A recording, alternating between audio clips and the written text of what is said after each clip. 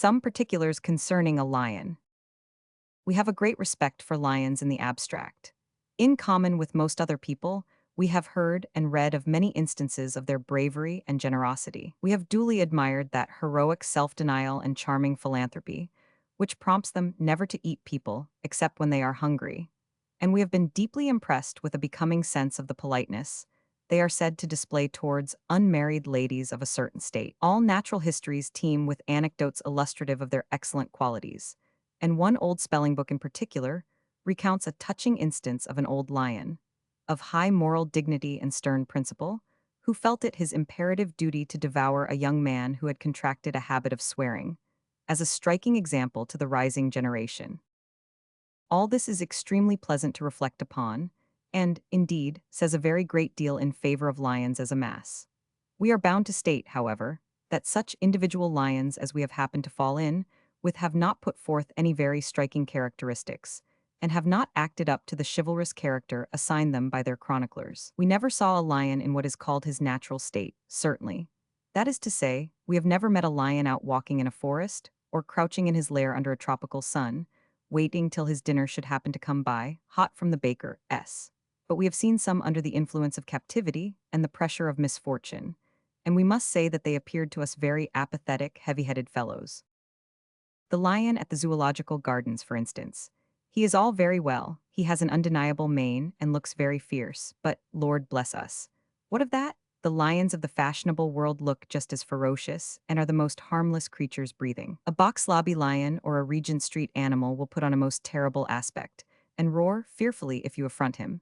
But he will never bite, and, if you offer to attack him manfully, will fairly turn tail and sneak off. Doubtless these creatures roam about sometimes in herds, and if they meet any especially meek-looking and peaceably disposed fellow, will endeavor to frighten him. But the faintest show of a vigorous resistance is sufficient to scare them even then. These are pleasant characteristics, whereas we make it matter of distinct charge against the zoological lion and his brethren at the fairs, that they are sleepy, dreamy, sluggish quadrupeds.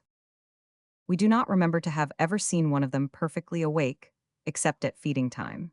In every respect, we uphold the biped lions against their four-footed namesakes, and we boldly challenge controversy upon the subject. With these opinions, it may be easily imagined that our curiosity and interest were very much excited the other day, when a lady of our acquaintance called on us and resolutely declined to accept our refusal of her invitation to an evening party.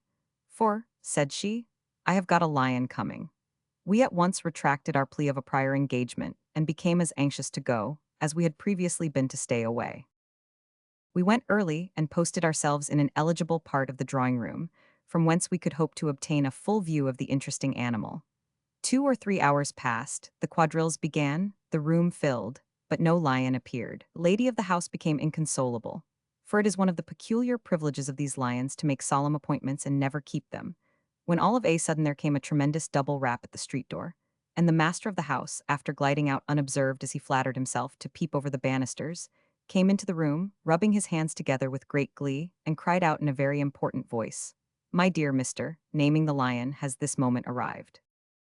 Upon this, all eyes were turned towards the door, and we observed several young ladies, who had been laughing and conversing previously with great gaiety and good humor, grow extremely quiet and sentimental, while some young gentlemen, who had been cutting great figures in the facetious and small-talk way, suddenly sank very obviously in the estimation of the company, and were looked upon with great coldness and indifference. Even the young man who had been ordered from the music shop to play the pianoforte was visibly affected, and struck several false notes in the excess of his excitement. All this time there was a great talking outside, more than once accompanied by a loud laugh, and a cry of "Oh, capital, excellent!" from which we inferred that the lion was jocose, and that these exclamations were occasioned by the transports of his keeper and our host. Nor were we deceived, for when the lion at last appeared, we overheard his keeper, who was a little prim man, whisper to several gentlemen of his acquaintance, with uplifted hands and every expression of half-suppressed admiration, that, naming the lion again, was in such cue tonight. The lion was a literary one. Of course, there were a vast number of people present who had admired his roarings, and were anxious to be introduced to him. And very pleasant it was to see them brought up for the purpose, and to observe the patient dignity with which he received all their patting and caressing.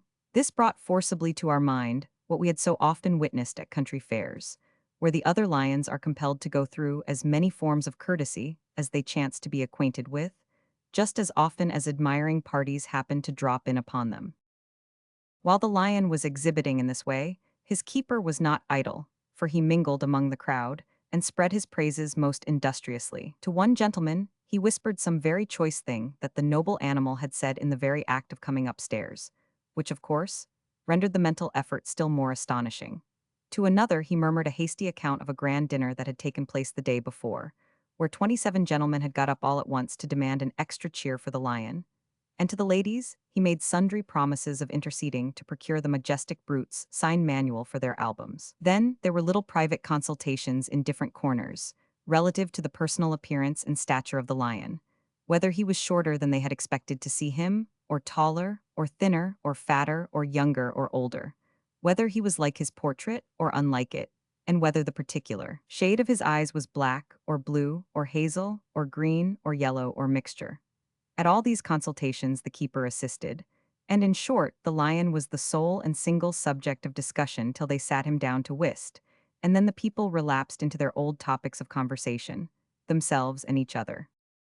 We must confess that we looked forward with no slight impatience to the announcement of supper. For if you wish to see a tame lion under particularly favorable circumstances, feeding time is the period of all others to pitch upon. We were therefore very much delighted to observe a sensation among the guests, which we well knew how to interpret, and immediately afterwards to behold the lion escorting the lady of the house downstairs. We offered our arm to an elderly female of our acquaintance, who, dear old soul, is the very best person that ever lived to lead down to any meal. For, be the room ever so small, or the party ever so large, she is sure, by some intuitive perception of the eligible, to push and pull herself and conduct her close to the best dishes on the table.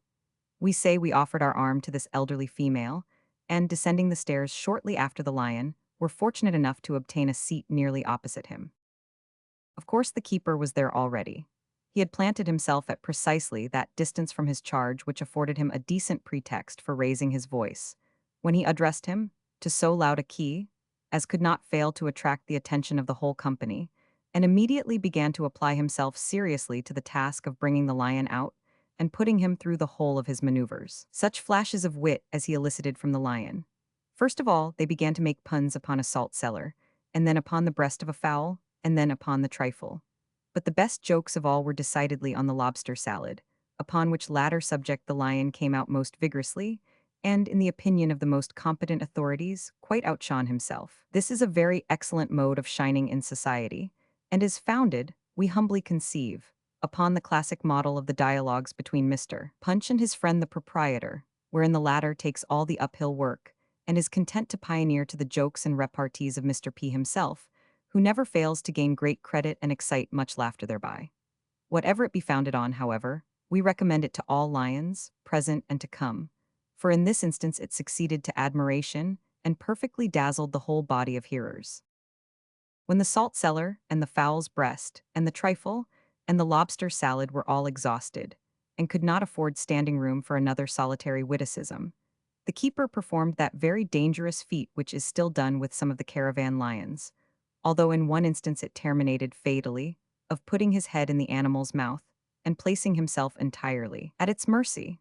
Boswell frequently presents a melancholy instance of the lamentable results of this achievement, and other keepers and jackals have been terribly lacerated for their daring.